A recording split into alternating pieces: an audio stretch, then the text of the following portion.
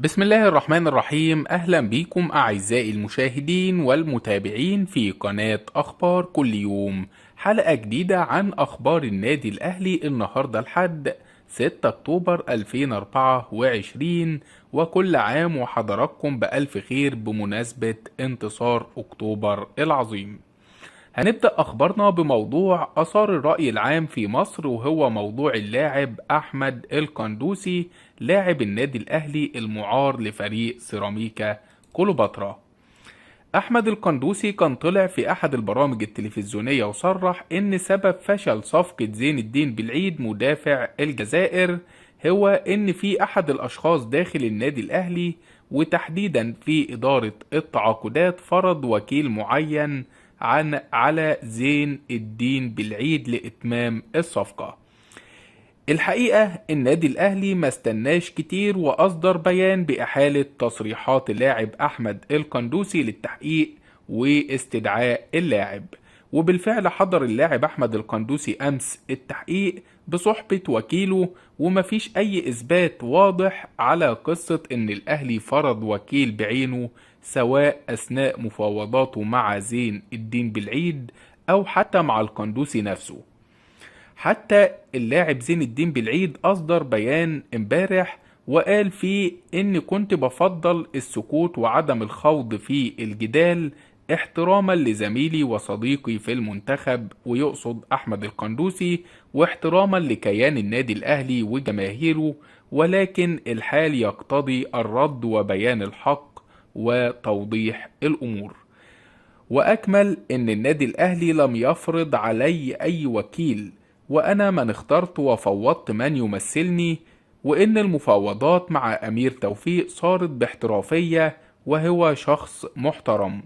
وأضاف إن عدم إمضائي للنادي الأهلي كان قرار شخصي، لأنني فضلت الاحتراف في أوروبا ولم يكن بسبب أزمة الوكلاء. طيب، إيه اللي حصل النهاردة؟ المفترض ان النادي الاهلي هيصدر بيان بما آلت اليه التحقيقات من عدم اثبات اي شيء من كلام القندوسي، وفي اتجاه داخل النادي الاهلي لعرض القندوسي للبيع، خصوصا ان في حالة غضب كبيرة داخل النادي الاهلي حاليا تجاه احمد القندوسي. على جانب آخر نادي سيراميكا كليوباترا والمعار إليه أحمد القندوسي بينتظر موقف النادي الأهلي أو بيان النادي الأهلي. فلو النادي الأهلي هيعرض القندوسي للبيع، فنادي سيراميكا كليوباترا هيتقدم بعرض لشراء عقد اللاعب أحمد القندوسي بشكل نهائي. في حد هيقول لي طيب، هل ممكن النادي الأهلي يفسخ عقد أحمد القندوسي بعد تصريحاته؟ أقول لكم إن الموضوع ده هيكون صعب جدا، خصوصا إن الأهلي اشترى اللاعب بمبلغ كبير، وكمان الأهلي ما استفادش من اللاعب حتى الآن، والنادي الأهلي حتى هو اللي بيدفع راتب اللاعب في سيراميكا كليوباترا، لأن سيراميكا قال إنه مش هيقدر يتحمل مرتب اللاعب في الوقت الحالي. طيب الأهلي هيعمل إيه مع اللاعب؟ ده اللي هنشوفه الأيام اللي جاية، والنهاردة ممكن يكون في بنسبة كبيرة ممكن يكون في بيان من النادي الأهلي لتوضيح الأمور والحقائق. نروح بعد كده للحدث المنتظر بالنسبة لجماهير النادي الأهلي ولاعيبة النادي الأهلي. الأهلي المفروض هيلاعب سيراميكا كليوباترا في بطولة السوبر المصري يوم 20 أكتوبر، ولو فاز هيلاعب الفائز من الزمالك وبيراميدز يوم 24 أكتوبر. كولر بيبدأ رحلة استكشاف سيراميكا بحثا عن عودة البطولات للأهلي. الجهاز الفني للنادي الأهلي بقيادة كولر بيعكف على دراسة مباريات سيراميكا كليوباترا للوقوف على نقاط القوة والضعف في صفوف الفريق قبل ملاقاته في 8 مساء الحد الموافق 20 أكتوبر الجاري في الإمارات بنصف نهائي البطولة. الأهلي بيستعد لمواجهة سيراميكا على استاد محمد بن زايد في الإمارات بنصف نهائي كاس السوبر المصري. ويرغب كولر في تخطي عقبة سيراميكا والصعود للمباراة النهائية لبطولة السوبر للتتويج باللقب ومصالحة جماهير الأهلي الغاضبة من فقدان السوبر الإفريقي لصالح الزمالك بركلات الترجيح. بكرة إن شاء الله هتنطلق قرعة دور المجموعات لدوري أبطال إفريقيا بمشاركة ناديين مصريين هما الأهلي وبيراميدز. الأهلي بيكلف سامي قمصان بحضور قرعة مجموعات دوري أبطال إفريقيا غدا. كلف النادي الأهلي الكابتن سامي قمصان المدرب العام للفريق بحضور مراسم قرعة دور المجموعات بدوري أبطال إفريقيا المقرر لها الثانية ظهر غدا الاثنين في مقر الاتحاد الإفريقي الكاف بالقاهرة. إن شاء الله كل التوفيق لأنديتنا المصرية في البطولات الإفريقية. نروح للخبر اللي بعد كده. الأهلي بيضع خطة احتواء النجوم قبل خوض منافسات السوبر المصري.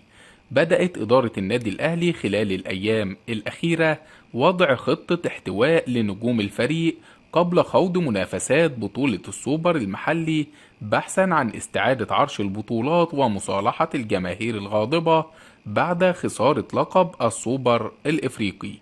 الأهلي زي ما قلنا بيستعد لمواجهة سيراميكا في تمام الساعة 8 مساء الحد الموافق 20 أكتوبر على استاد محمد بن زايد بالإمارات بنصف نهائي كاس السوبر. بيعيش فريق الأهلي على صفيح ساخن في شهر أكتوبر الحالي، حيث يواجه الفريق الأحمر غضبا كبيرا من جماهيره إثر خسارة لقب السوبر الإفريقي ضد الغريم التقليدي الزمالك بنتيجة 4-3 بركلات الجزاء الترجيحية في المباراة التي أقيمت بالعاصمة السعودية الرياض. حالة الغضب ما كانتش بسبب خسارة لقب مهم فقط، ولكن بعد الأداء اللي ظهر بيه لاعيبة النادي الأهلي وشعور الجمهور بوجود حالة من الغرور والتعالي ضربت غرفة ملابس الأهلي. الأهلي بينافس خلال شهر أكتوبر على لقبين بارزين قد يمثلان عنق الزجاجة لخروج الأهلي من كبوته، والفوز بهما بالتأكيد سيعيد حالة الاستقرار لأروقة الفريق، خاصة أن بطولة منهما قد تكون في مواجهة الزمالك، أما الخسارة في أحدهما قد تمثل أزمة كبيرة تدخل الفريق في دوامة من الغضب الجماهيري. البطولة الأولى هي بطولة السوبر المصري اللي هتقام في الإمارات خلال الفترة من 20 حتى 24 أكتوبر الجاري، واللي بتشهد مشاركة أندية الزمالك وبيراميدز وسيراميكا كليوباترا بجانب النادي الأهلي. البطولة الثانية اللي بيتمنى عشاق النادي الأهلي المنافسة عليها وهي لقب كاس الانتر كونتيننتال، وتحديدا كاس افريقيا واسيا والمحيط الهادي، وهي البطولة المستحدثة التي أقرها الاتحاد الدولي لكرة القدم الفيفا داخل منافسات كاس الانتر كونتيننتال. أما عن الملف الأهم وهو ملف صفقات الأهلي، كواليس اجتماع محمد رمضان مع إدارة الأهلي. هنكشف ليكم كواليس جلسة الكابتن محمود الخطيب رئيس مجلس إدارة النادي الأهلي مع الكابتن محمد رمضان المدير الرياضي للنادي والسويسري مارسيال كولر المدير الفني على هامش المران الجماعي للفريق أمس. الجلسة شهدت شرح الكابتن محمود الخطيب لصلاحيات المدير الرياضي بشكل كامل لمارسيال كولر، وأكد أن وجوده جاء لمساعدته في أكثر من ملف ولن يكون هناك تعارض في اختصاصات الثنائي. وأضاف الكابتن محمود الخطيب أن الحديث تطرق إلى ملف الصفقات والاحتياجات الخاصة بالفريق، لكن لم يتم حسم الأمر حتى الآن، وهناك اجتماع جديد بين كولر والكابتن محمد رمضان لحسم هذا الملف واستعراض المرشحين للانضمام للفريق.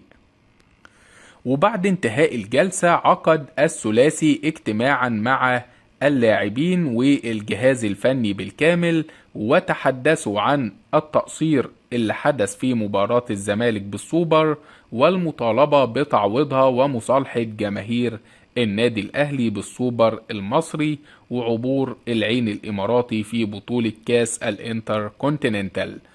ومن الوارد أن يتخذ الكابتن محمد رمضان قرار في موضوع أمير توفيق وإدارة التعاقدات بعد الأزمة الأخيرة، وتصريحات أحمد قندوسي بعد رفع الأمر للخطيب، خاصة إن الإشراف على إدارة التعاقدات ضمن اختصاصات المدير الرياضي للنادي الأهلي. آخر أخبارنا النهاردة مصير أكرم توفيق مع الأهلي.